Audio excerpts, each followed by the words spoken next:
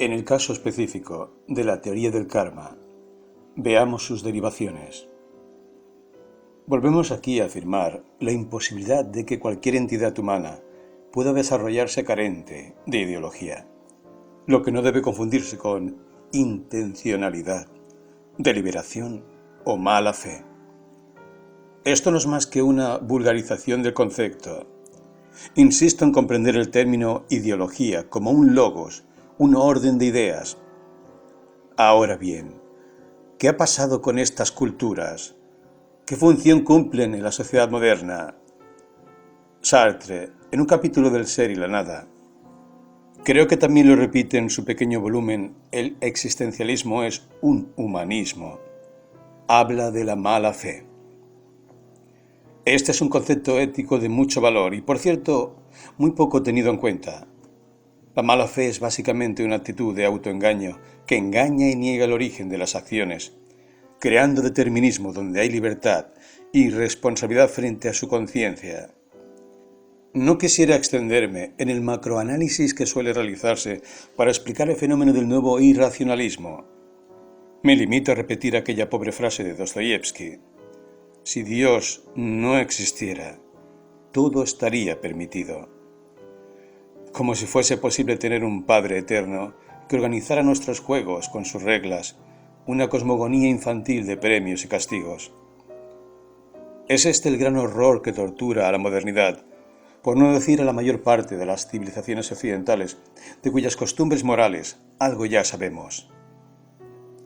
Este permiso de un no Dios no es permiso porque carece de signo, no es positivo ni negativo. Ocurre como ensoñación del devenir.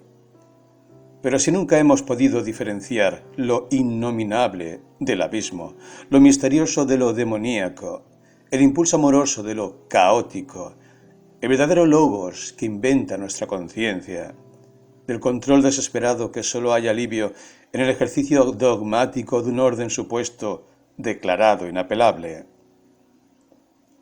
¿A qué puerto se ha llegado y para qué? Hemos perdido la ruta de Ítaca. A cambio, nos han dejado fragmentos, malas reproducciones de itinerarios y recorridos.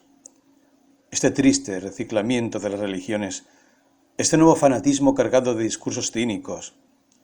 No está de más recordar, como ejemplo, a las sendas evangelistas que el 2 de octubre de 1997 congregaron en Brasil a una multitud de fanáticos cuya finalidad fue maldecir al Papa con el medieval mote de Anticristo. Teniendo en cuenta el estado de momificación de la Iglesia en nuestros días, imaginemos entonces qué puede esperarse de estos personajes de dialecto neofascista. Todos sabemos que en la indigencia el hombre pierde también los límites de su propio contorno. Podríamos aventurar que la desesperación masifica. ¿Por qué no? Admitamos que estamos hablando de cuestiones que ninguna teoría podría abordar. Decimos desesperación y sabemos que la palabra naufragará, como lo haría un pobre velero en un mar arremolinado y tormentoso. Pero en el territorio perverso del Tánatos, nada impide que esa misteriosa entidad llamada especulación genere sus productos, venda sus estampas a tono con las circunstancias y se arrogue el derecho a la verdad absoluta. Aquellos curiosos que intentamos, ya que apenas eso podemos, pincelar con nuestra mirada algunos fenómenos de la realidad, nos encontramos frecuentemente en nuestro peregrinaje por los centros culturales de moda con doctores en parapsicología de conocida trayectoria y poder convocante. Se trata de esa clase de individuos que coleccionan títulos a modo de copas en la vitrina de un club deportivo y que dictan conferencias magistrales acerca del psicoanálisis de las vidas pasadas, donde, con toda la terminología del caso, se nos compone una sinfonía kármica. Y así, de ejemplo en ejemplo podemos oír fábulas de naturaleza tan peligrosa como el peso político que estos personajes son capaces de adquirir en tiempos de desconcierto existencial e indigencia económica. Uno de mis pacientes, asegura un renombrado doctor en fenómenos paranormales, ante las crédulas miradas de sus espectadores, que era un hombre muy católico, tenía frecuentes accesos de ahogo. Cierta vez, profundizando en la terapia, llegó a experimentar en sesión uno de estos episodios. Entonces, bajo el marco terapéutico, pudo recordar que él había sido en su vida anterior un judío que debió perecer en la cámara de gas. Avanzando en la terapéutica pudimos ir más lejos, y el paciente logró recordar que aun antes de esta experiencia, en una vida anterior, había sido un impiadoso emperador chino muy sanguinario. Su karma lo había llegado a reencarnar en el judío que pereció en la cámara de gas. ¿Esencia o perversión de una filosofía? Solo sabemos que esta teoría justifica perfectamente el genocidio de 6 millones de seres humanos en los campos de exterminio durante la supremacía del nazismo en el mundo. Porque si es que el alma transita única por los cuerpos hacia la perfección, todas las historias de la iniquidad tendrán un lugar donde acomodar sus argumentos mientras contemplan, al igual que Nerón, el maravilloso espectáculo de su poder impune, puesto que, claro está, si Dios no existe, todo está permitido. Pero vayamos a otros ejemplos. El amor incondicional y modernidad. Semblanza de cultura anoréxica. Antes de abordar cualquier tipo de problemática, resulta esclarecedor acercarse al significado etimológico de los conceptos que se tratan. En este caso hay dos que son la sustancia misma de este trabajo: incondicionalidad y modernidad. Condición viene del latín, derivado de decir el prefijo con. Nos hablaría de un condicho, es decir, que condición se refiere a un modo de ser dicho por alguien. Cuando hablamos, por ejemplo, de la condición humana, nos referimos a ciertas características comunes: mortalidad, conciencia de mortalidad, libertad, responsabilidad. Esto remitiéndonos al concepto existencialista de Jean-Paul Sartre. El cristianismo, por su parte, nos habla de una condición divina y un libre albedrío.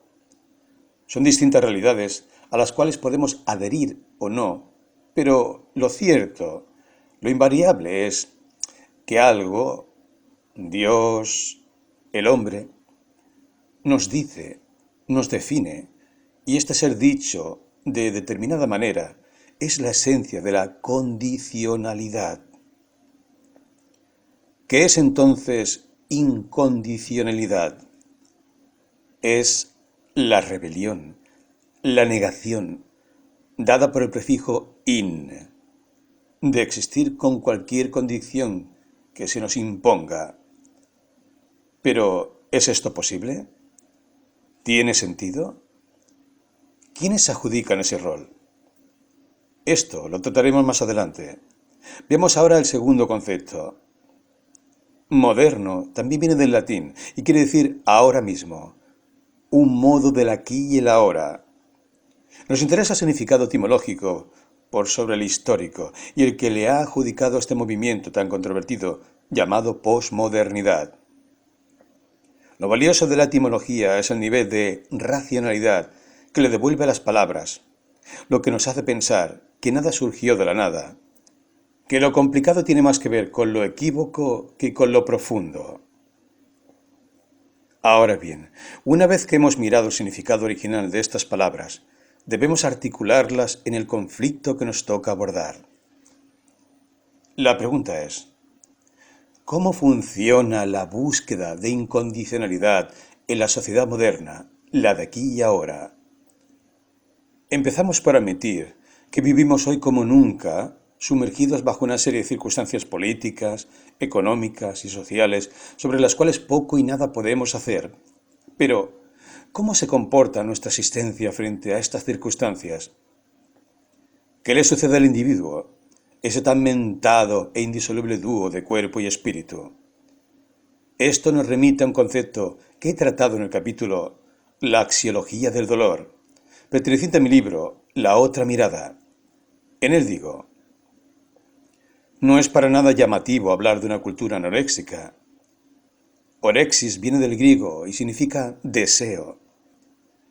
En nuestra cultura, hoy como nunca, la anorexia está presente dentro de las pautas de la actual cosmogonía de valores. No es solo un imperativo estético, sino fundamentalmente un instrumento de manipulación, con el cual se hace pasar por un deber lo que en verdad solamente es necesario para el nuevo orden mundial que estamos padeciendo. Se trata, en fin, de una gran franja de la humanidad que ha quedado prescindible, al margen de lo que se supone civilización. Ya ni siquiera estamos hablando de la división ciudadano-esclavo que ostentaba la antigua ley de la Grecia democrática.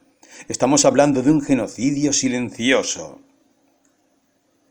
Pareciera ser que frente al nuevo orden mundial se gestara una nueva escala de valores, la que podríamos denominar axiología del dolor, porque no es el resultado de un arduo trabajo de investigación ética, sino el de un mundo que no puede pensarse a sí mismo como un todo, un mundo transformado en una entidad predeterminada por leyes del mercado mundial. Es decir, un doloroso conjunto de condiciones que ponen al hombre ante una falsa disyuntiva en la cual se juega el valor mismo de su existencia. Esta falsa disyuntiva es la siguiente: utilidad o prescindibilidad.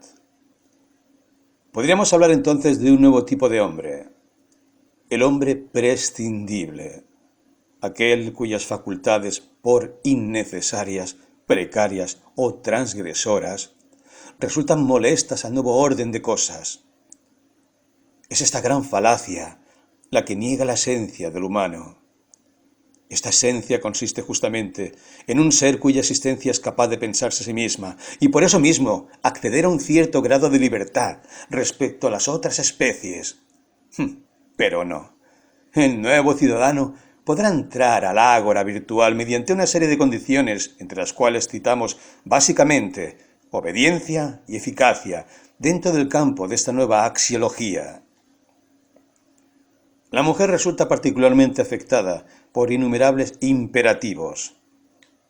Sobre ella caen mandatos imposibles como decía Naomi Wolf en su libro El mito de la belleza. No es nuevo que para casi todas las culturas, lo femenino, a decir de Bachelard, el ánima, ha resultado siempre símbolo de fecundidad, deseo e incondicionalidad. La Pachamama, que da sin pedir nada a cambio. Rea, hija de Gea, que protege a sus hijos del devorador Cronos. Pero también es cierto que en esta nuestra cultura occidental, esta orexis, deseo, exceso, amor incondicional, se castiga duramente. Eva pierde el Edén por su deseo desmesurado. Pandora abre la caja dispersando sobre la tierra enfermedades y catástrofes. Psique es condenada a deambular por el reino de la muerte, solo por haber intentado conocer el rostro de su amante. La cultura anoréxica no olvida estas funciones de lo femenino. Naomi Wolf, en el capítulo Religión del libro antes mencionado, dice: la consecuencia internacional de haber adoctrinado a las mujeres recientemente enunciadas en los ritos del mito de la belleza es que ahora están políticamente sedadas. 3 elementos usados por los ritos: el hambre, el temor a un futuro caótico y la gratitud, han sido utilizados en el mundo entero por líderes políticos que desean mantener una población humillada en estado de sometimiento y docilidad. En el diario Clarín del 15 de octubre de 1997, la Fundación Flebológica Argentina dedica una página completa a ilustrar con eximio sadismo los 3 elementos utilizados por el mito de la belleza. ¿Qué otra manera de llegar a la más profunda de las bajezas que glorificar el Día de la Madre con la siguiente frase: el nacimiento de un hijo es uno de los momentos culminantes en la existencia de la mujer. Durante 9 meses lleva en su vientre el milagro de la vida, pero también durante ese tiempo, para anidar esa pequeña maravilla, Su cuerpo sufre grandes cambios. Las hormonas femeninas, destinadas a mantener y proteger el embarazo, desencadenan en pacientes genéticamente predispuestas varices y celulitis. Sin embargo, hoy en día no es necesario elegir entre tener un hijo o una silueta perfecta, porque es posible tener ambas cosas a la vez. De modo que la maternidad es un arma de doble filo, porque las hormonas que protegen la vida atentan contra el cuerpo publicitario de la mujer, es decir, ese cuerpo con el cual, según las leyes de la sociedad actual, es posible trabajar. No existe aviso clasificado en el rubro trabajos pedidos que no exija de buena a excelente presencia como condición excluyente. Es realmente magnífico. Al principio se nos gratifica con el discurso demasiado conocido de la mujercita icono, tiernamente momificada en su maternidad, atravesada por el decir del animus, lo masculino del espíritu humano, que ve en esa pobre criatura la culminación victoriosa de un difícil combate. Suena extraño, tal vez, pero hasta donde el sentido común nos dice, no se intenta conquistar aquello que no se teme. Y lo femenino, a saber por lo que nos cuentan las historias y los mitos, acarrea consigo cuestiones bastante adversas y por lo tanto molestas al orden masculino.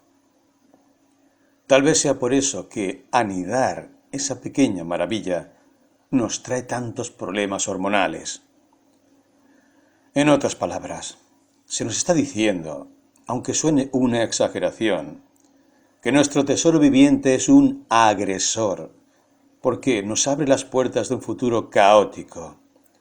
Una especie de cataclismo hormonal desbaratará nuestro cuerpo planificado para cumplir con la función de Afrodita inmutable, aquella que un atávico discurso masculino ha tenido como esencia de lo femenino, discurso a que, por desgracia, casi ningún hombre ha escapado. Ni los grandes poetas como Neruda, ni los filósofos de la talla de Nietzsche o Schopenhauer, ninguno de ellos pudo resistir lo que se ha ido transformando en una especie de determinismo de la condición femenina. Pero ¿hasta qué punto puede llegarse? Es la pregunta. La ferocidad dirigida a la mujer en ese espacio de publicidad es semejante a la de los fanáticos religiosos. Comparemos. En uno de sus folletos de divulgación, los testigos de Jehová adjuntan al final de un artículo titulado «Opóngase a los espíritus inicuos» la siguiente cita bíblica. ¡Qué alivio cuando se haya quitado esa influencia maléfica! Por consiguiente, que estemos en el grupo de los que hacen la voluntad de Dios y así disfrutemos de la vida eterna en su justo nuevo mundo. Salmo 37, 9, 11. Pedro 3, 13. Revelación 21, 3, 4. Leamos a continuación el párrafo de la Fundación Flebológica de Argentina que preside el siguiente subtítulo. Mientras usted se decide a consultar, el tiempo sigue pasando. Texto en el que podemos ver inserta una fotocomposición que revela una mano femenina arrancando los pétalos de una flor cuyo centro es un reloj. El párrafo nos habla con el lenguaje de un sacerdote cientificista. En varices y celulitis, el tiempo juega en su contra. Por eso la Fundación le ofrece la primer consulta sin cargo, para que usted se decida y vuelva al camino de la salud y la belleza con un equipo médico altamente especializado y tecnológico de última generación. Hambre, futuro caótico y gratitud. La mujer deberá agradecer a estos sacerdotes de la alta tecnología que la devuelvan a la senda del bien. Casi podría decirse que todas habremos de volvernos vírgenes inmaculadas porque nuestro cuerpo podrá decir: aquí nada ocurrió, no he berreado, ni gemido, ni gozado, no hay mácula de femineidad en mi imagen perfecta e inerte. Porque, como agregara Wolf, Se trata de vivir hambrienta, morirse joven y ser un cadáver precioso. No podemos negarlo.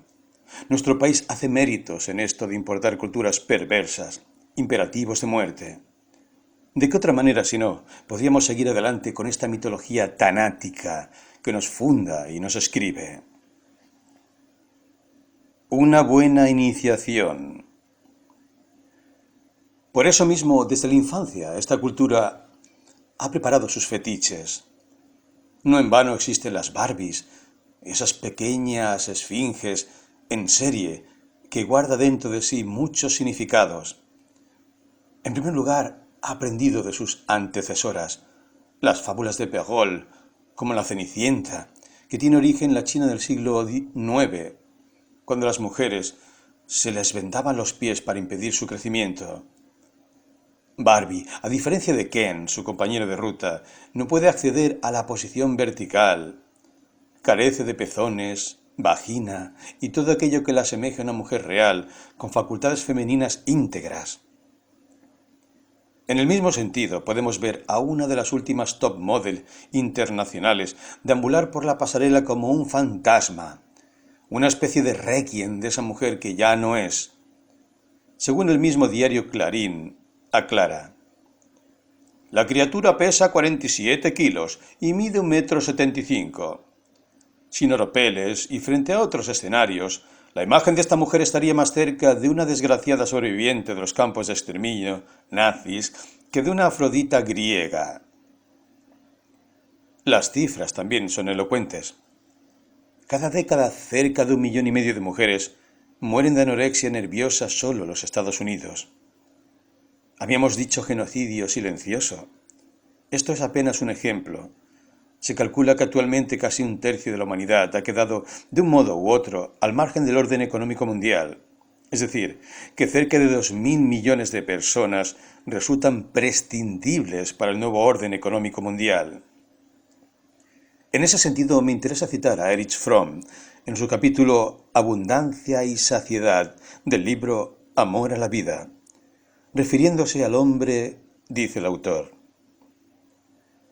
lo inmoral le hace perder su armonía, su equilibrio, y es inmoral que con el pretexto de la moralidad se le diga que debe matar, que debe obedecer, que debe atender a sus propios intereses, que la compasión es para él un obstáculo, etc.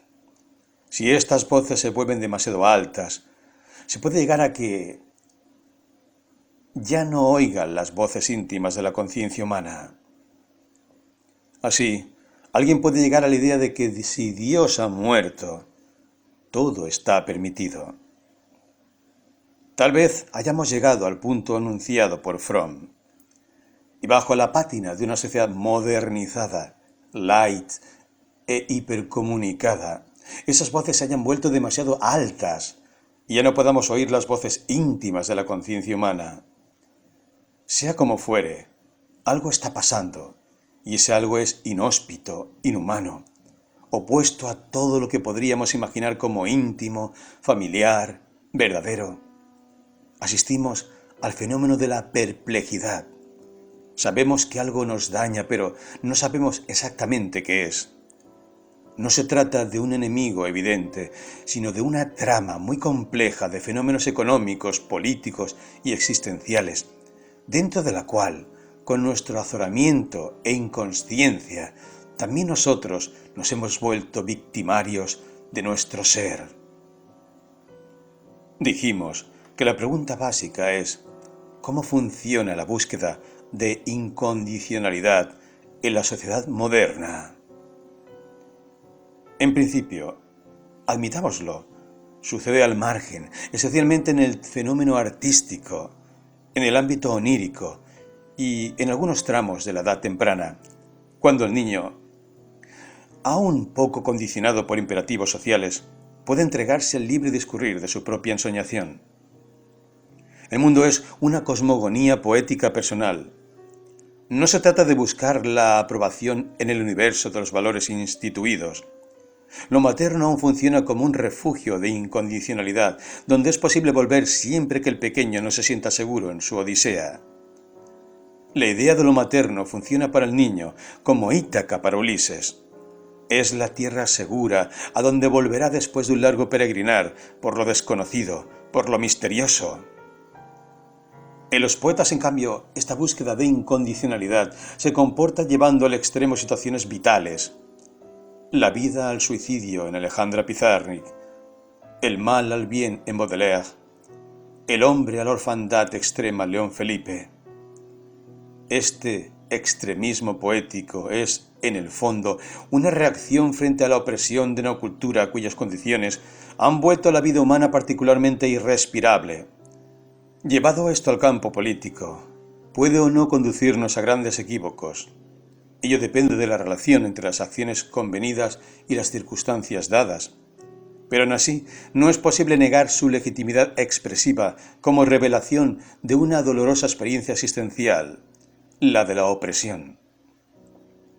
¿Qué hacer? Es la gran pregunta que nos inunda entonces. ¿Cómo articular esta problemática en la sociedad moderna?